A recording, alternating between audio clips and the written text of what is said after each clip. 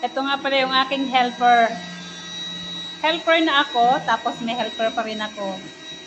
So, ayan ang aking helper na robot. Hindi siya didiretso doon kasi meron siyang barrier. So, ayan, nandito yung barrier niya. So, yan yung barrier, yan yung line. So, dyan siya nakaturo. It means hindi lalampas yung robot dun sa may line na ganyan. So, andun. Kasi hindi siya pwedeng pumunta dun sa mga wire. Kaya meron siyang barrier. So, ayan. Ang problema nga lang, ang lengguwahe niya ay hindi English. So, kinakailangan ko pang pag-aralan. Pero mostly naman, alam ko naman yung sinasabi ng robot. Yan lang po. Thank you for watching.